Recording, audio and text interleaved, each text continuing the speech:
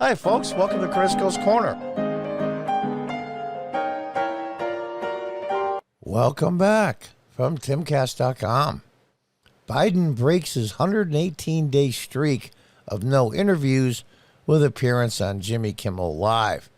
Jokes about sending Republicans to jail.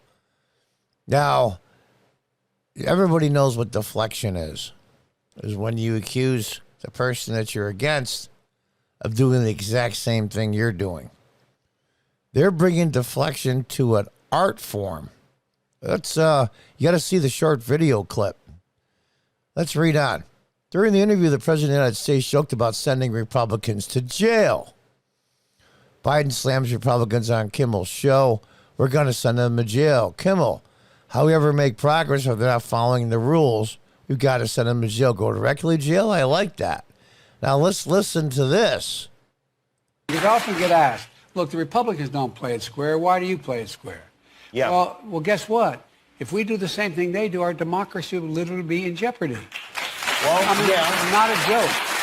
And I understand that argument, but also it's like you're playing Monopoly with somebody who, won't pass go and won't follow any of the rules. And how do you ever make any progress if they're not following the rules? well, you got to send them to jail, There's that little box directly to jail. Go directly to jail. And there you have it. The President of the United States. And you see, if we don't stop these Republicans, our democracy is at risk. And the crowd applause, of course, that is Los Angeles, whatever. By the way, San Francisco just recalled their district attorney because he's too lax on criminals because he sucks. It's, now I want you to picture this scenario. This is, we'll say, I don't know, pick anybody. We'll even say Jimmy Kimmel. And sitting on the left in the picture is not Joe Biden, but Donald Trump. And Donald Trump says the Democrats don't play by the rules, which they don't. And if they continue to do that, we're going to put them in jail. There would be a crap storm of untold proportion. But it's okay. It's a joke. Kimmel's an outspoken Democrat and delivered a speech for pleading for gun control on his show 2 weeks before the interview. I'm proud to say I've voted for him dozens of times, Kimmel said while introducing the president. No comment. Can't because this is YouTube. Biden began the interview by discussing his desire to pass gun control. A lot of it is intimidation by the NRA. Look, this is not your followers Republican Party. This is a MAGA party. That's going to be their strategy. It's not us.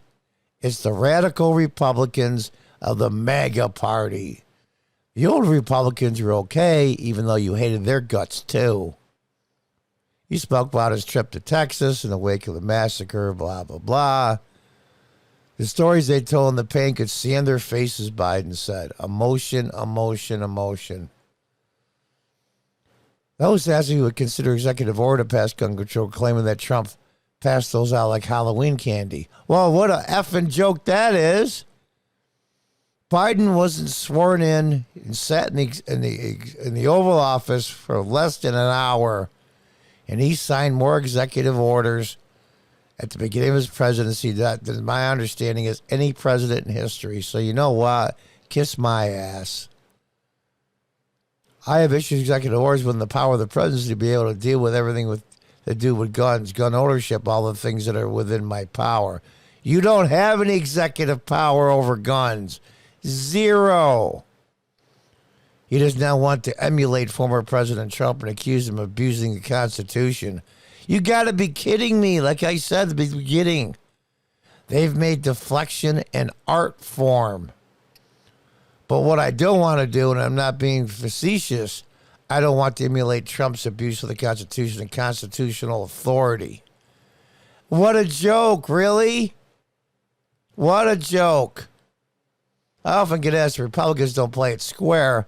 Why do you play it square? You got to be kidding me. How can these people do this with a straight face? Do they even know how badly they're lying? Biden said if we do same thing, our democracy would literally be in jeopardy. That's not a joke. And then the audience clapped. First of all, moron, we don't live in a democracy. We live in a constitutional republic. Thank God. Kimmel said some Democrats are frustrated that the administration has not done more about issues like guns, abortion, and climate change, adding, in some ways, we've moved backwards.